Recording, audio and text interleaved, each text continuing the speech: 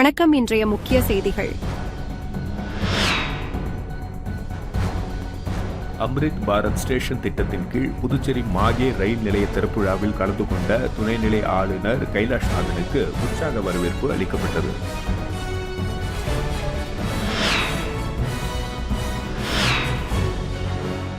புதுச்சேரியில் நீட் அல்லாத படிப்புகளுக்கு இதுவரை 7664 மாணவர்கள் ஆன்லைனில் விண்ணப்பிக்க பதிவு செய்துள்ள நிலையில் 5247 நபர்கள் விண்ணப்பத்தினை பூர்த்தி செய்து சமர்ப்பித்துள்ளனர்.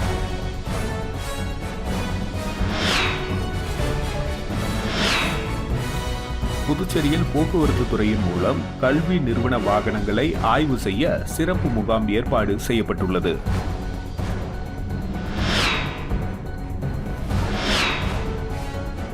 புதுச்சேரி வர்த்தக சபை சார்பில் நடைபெற்ற இலவச கண் மருத்துவ முகாமினை சபாநாயகர் செல்வம் தொடங்கி வைத்தார். இதில் 200க்கும் மேற்பட்ட வணிக நிறுவனங்களை சேர்ந்த ஊழியர்கள், பொதுமக்கள் கலந்து கொண்டு பயனடைந்தனர்.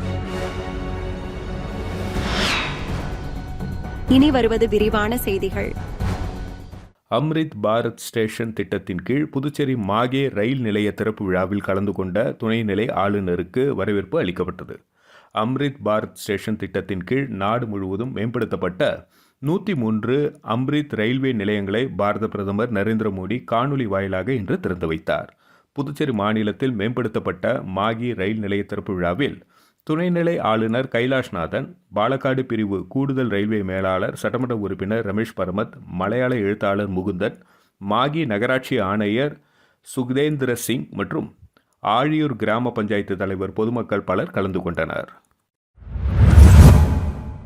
புதுச்சேரி வர்த்தக சபை சார்பில் நடைபெற்ற இலவச கண் மருத்துவ முகாமினை சபாநாயகர் செல்வம் தொடங்கி வைத்தார். இதில் 200க்கும் மேற்பட்ட வணிக நிறுவனங்களை சேர்ந்த ஊழியர்கள், பொதுமக்கள் கலந்து கொண்டு பயனடைந்தனர். புதுச்சேரி வர்த்தக சபை சார்பில் இலவச கண் பரிசோதனை முகாம் வர்த்தக சபை அலுவலகத்தில் இன்று நடைபெற்றது.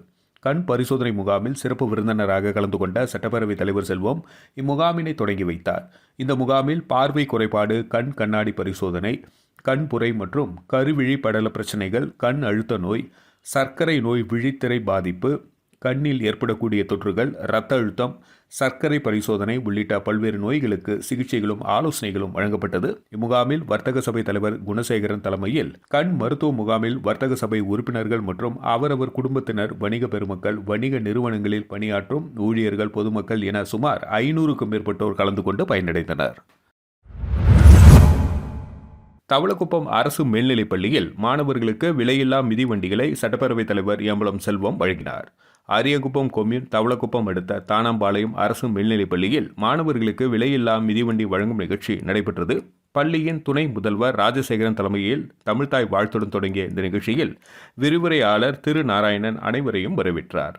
சிறப்பு அழைப்பாளராக சட்டப்பேரவைத் தலைவர் சேம்பலம் செல்வம் கலந்து கொண்டு சிறப்புரையாற்றி புதுவை அரசு சமூக நலத்துறை மூலம் வழங்கப்பட்ட இலவச மிதிவண்டிகளை 49 மாணவர்களுக்கு வழங்கினார். இந்த நிகழ்ச்சியின் நிறைவாக தலைமை ஆசிரியர் நூர் முகமது நன்றியுரை வழங்கினார். விழாவினை ஆசிரியர் பத்மாவதி தொகுத்து வழங்கினார். மேலும் இந்த நிகழ்ச்சியில் அப்பகுதி முக்கிய பிரமுகர்கள், பள்ளியின் உடற்கல்வி விரிவுரையாளர் மணி, ஆருத்ரா சங்கரசி, பருவத சுந்தரி, எழிலரசி, சுகுமார், முத்துகருப்பன், விஜயலட்சுமி, கௌரி ரமணி, ஆண்டாள் உள்ளிட்ட ஆசிரியைகள் மற்றும் பள்ளியின் ஊழியர்கள், மாணவர்களின் பெற்றோர்கள் பலர் கலந்து கொண்டனர். உழவர்கரை மாவட்டம் பாஜக சார்பில் இந்திய நாட்டின் முப்படைகளின் வீரத்தை போற்றும் வகையில் இந்திரநகர், கதிர்காமம் தொகுதிகளில் தேசிய கொடியேற்றி வெற்றி ஊர்வலம் நடைபெற்றது. ஊர்வலத்தை உழவர்கரை மாவட்ட தலைவர் உலகநாதன் தலைமை தாங்கினார். புதுச்சேரி மாநில கல்வியாளர் பிரிவின் தலைவர் நாகேஸ்வரன் முன்னிலை வகித்தார். சிறப்பு அழைப்பாளர்களாக பாஜக மாநில தலைவர் செல்வ கணபதி எம்பி, அசோக் பாபு எம்எல்ஏ ஆகியோர் கலந்து கொண்டு ஊர்வலத்தை துவக்கி வைத்தனர். இந்த ஊர்வலத்தில் தேசிய மகளிரணி செயற்குழு உறுப்பினர் தாமரை செல்வி, விவசாய அணி மாநில செயலாளர் முத்து, மகளிரணி மாநில செயலாளர் கலைவாணி, வணிக பிரிவின் தலைவர் நமச்சிவாயம், மாவட்ட நிர்வாகிகள் நீலகண்டன், செல்வகுமரன், தேவா, கதிர்காமம் தொகுதி தலைவர் தினேஷ், லாஸ்பேட்டை தொகுதி தலைவர் பன்னீர்செல்வம், பாஜக நிர்வாகிகள் கலந்து கொண்டனர். புதுச்சேரியில் நீட் அல்லாத படிப்புகளுக்கு இதுவரை 7664 மாணவர்கள் ஆன்லைனில் விண்ணப்பிக்க பதிவு செய்துள்ள சூழ்நிலையில் 5247 நபர்கள் விண்ணப்பத்தினை பூர்த்தி செய்து சமர்ப்பித்துள்ளனர். புதுச்சேரியில் உள்ள அனைத்து அரசு மற்றும் தனியார் கல்லூரிகளில் உள்ள இடங்கள் சென்டாக் மூலம் உயர்கல்வி மாணவர் சேர்க்கை நடைபெற்று வருகிறது. இந்த ஆண்டிற்கான சென்டாக் விண்ணப்பம் ஆன்லைனில் கடந்த 12ஆம் தேதி துவங்கியது. மாணவ மாணவிகள் போட்டி போட்டுக்கொண்டு விண்ணப்பித்து வருகின்றனர். நேற்று வரை நீட் அல்லாத படிப்புகளுக்கு விண்ணப்பிக்க 7664 நபர்கள் ஆன்லைனில் விண்ணப்பங்களை சமர்ப்பித்து இமெயில் மூலம் பதிவு செய்திருந்தனர். இதில் 5247 நபர்கள் விண்ணப்பங்களை பூர்த்தி செய்து சமர்ப்பித்து இருந்தனர். புதுச்சேரி மாநிலத்திலிருந்து 4330 மாணவர்களும் பிற மாநிலங்களிலிருந்து 917 மாணவர்கள் விண்ணப்பங்களை சமர்ப்பித்துள்ளனர். புதுச்சேரியில் போக்குவரத்து துறையின் மூலம் கல்வி நிறுவன வாகனங்களை ஆய்வு செய்ய சிறப்பு முகாம் ஏற்பாடு செய்யப்பட்டுள்ளது. இதுகுறித்து துணை போக்குவரத்து ஆணையர் குமரன் வெளியிட்டுள்ள செய்திக்குறிப்பில், மோட்டார் வாகன சட்டம் மற்றும் உச்சநீதிமன்றம் வகுத்துள்ள நெறிமுறைகளை அமுல்படுத்தும் நோக்கில் புதுச்சேரியில் உள்ள கல்வி நிறுவனங்களின் வாகனங்களை ஆய்வு செய்ய சிறப்பு முகாம் 31 மற்றும் 1ஆம் தேதிகளில் மேட்டுப்பாளையம் சரக்கு ஊர்தி முனையத்தில் நடைபெறுகிறது எனவும், இம்முகாமில் அனைத்து கல்வி நிறுவனங்களை சார்ந்த 900 வாகனங்கள் ஆய்வுக்கு உட்படுத்தப்பட்டு உள்ளன. இதற்கென போக்குவரத்து துறையில் வாகன ஆய்வாளர்கள், உதவி வாகன ஆய்வாளர்கள் தலைமையில் 4 குழுக்கள் அமைக்கப்பட்டுள்ளன. அனைத்து கல்வி மற்றும் வாகன உரிமையாளர்கள் குறிப்பிட்ட காலக்கெடுவிற்குள் தங்கள் வாகனங்களை ஆய்விற்கு உட்படுத்தி மாணவ மாணவியரின் பாதுகாப்பை உறுதிப்படுத்த வேண்டும் என குறிப்பிடப்பட்டுள்ளது. திருநள்ளாறு சட்டமன்ற தொகுதி புதிய பாரத புதுச்சேரி மாநில பாஜக துணைத் தலைவர் GNS ராஜசேகரன் வாழ்த்துரை வழங்கினார். காரைக்கால் மாவட்டம் திருநள்ளாறு சட்டமன்ற தொகுதிக்கு பாஜக நிர்வாகிகள், கேந்திர பொறுப்பாளர்கள், கிளை மற்றும் அணி தலைவர்கள் பதவியேற்பு விழா திருநள்ளாறில் நடைபெற்றது.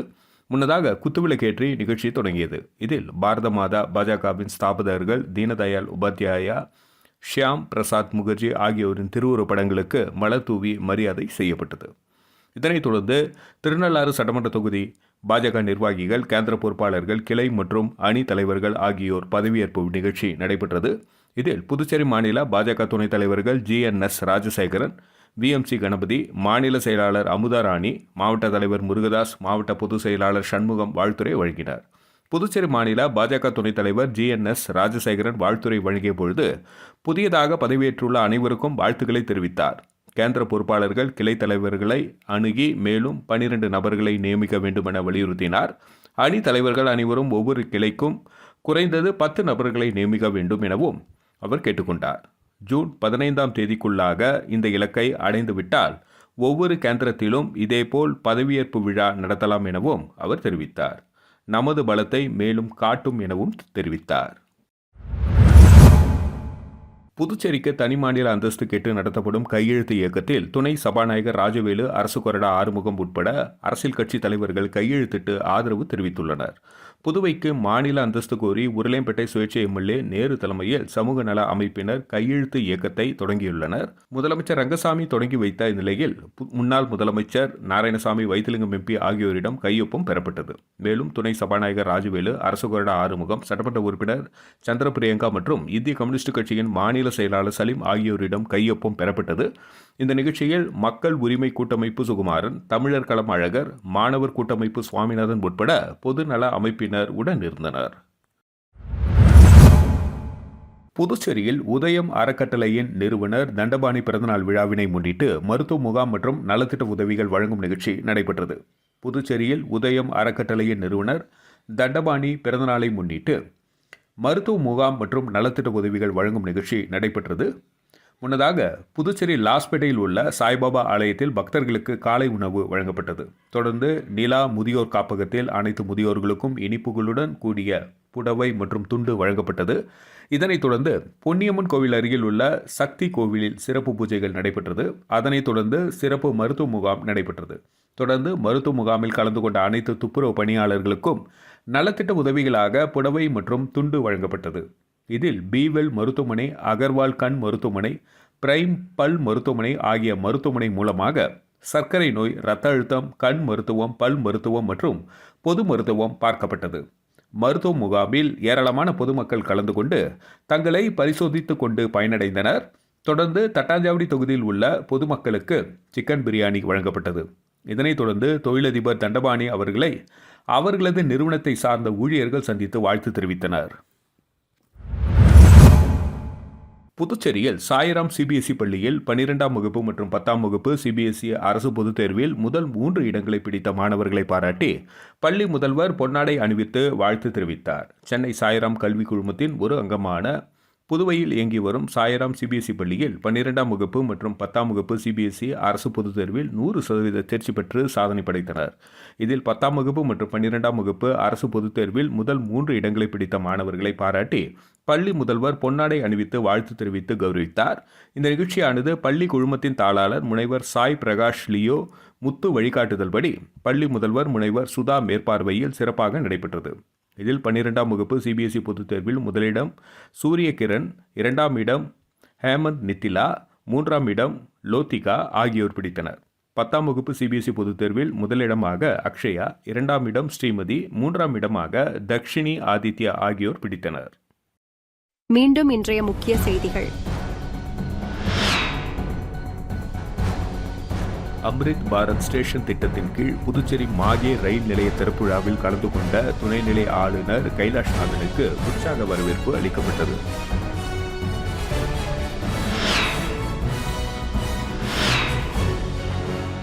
புதுச்சேரியில் நீட் அல்லாத படிப்புகளுக்கு இதுவரை 7664 மாணவர்கள் ஆன்லைனில் விண்ணப்பிக்க பதிவு செய்துள்ள நிலையில் 5247 நபர்கள் விண்ணப்பத்தினை பூர்த்தி செய்து சமர்ப்பித்துள்ளனர்.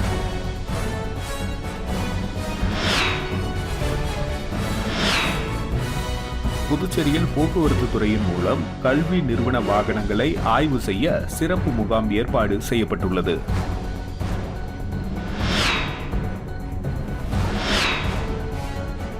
புதுச்சேரி வர்த்தக சபை சார்பில் நடைபெற்ற இலவச கண் மருத்துவ முகாமினை சபாநாயகர் செல்வம் தொடங்கி வைத்தார். இதில் 200க்கும் மேற்பட்ட வணிக நிறுவனங்களை சேர்ந்த ஊழியர்கள் பொதுமக்கள் கலந்து கொண்டு பயனடைந்தனர். செய்திகளை துல்லியமாகவும் தெளிவாகவும் தெரிந்து கொள்ள கிரியேட்டிவ் மீடியா யூடியூப் சேனலை சப்ஸ்கிரைப் செய்து கொள்ளவும். நன்றி, வணக்கம்.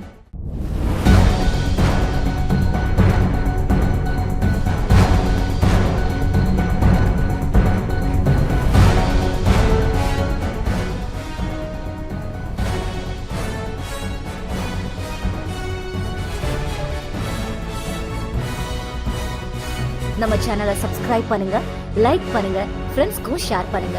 தேங்க்யூ.